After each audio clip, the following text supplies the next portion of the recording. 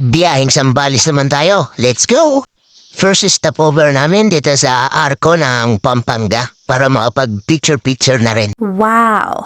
Then, second stopover, welcome to Olongapo City with its crew. Third and final stopover, welcome to Subic, gateway to Zambales. Tapos diretso kami sa palengke para bumili ng tuna. Kaso wala silang hot and spicy.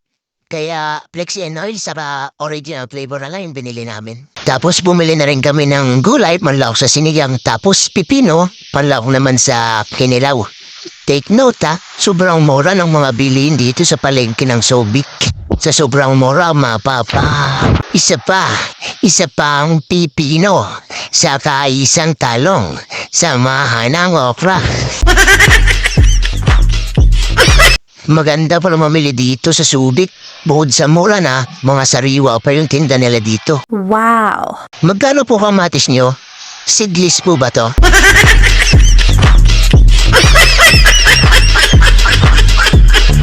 Pagkatapos namin mamili, pupunta na kami sa resort kung saan kami mag-stay. Pasensya na kayo sa lakad ko. Medyo nangalay sa long ride kaya di may unat ang binti. Buti na lang nalalayan ako ni Donovan.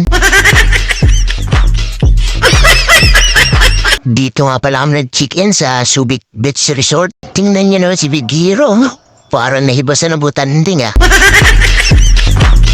Bango na, Big Hero. Magluluto na tayo. Kunting pasilip lang sa tinaluyan namin.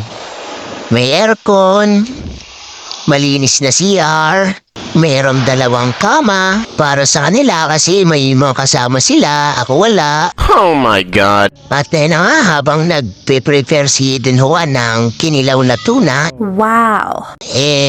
mag-iihaw naman kami ni Big Hero. Saka magsisigang na rin kami ng ipon, then magluluto ng kanin. Wow! So paano, hanggang dito na lang muna. Sana sabay-sabay nating maipanalo ang mga laban natin sa buhay. God bless us. Peace.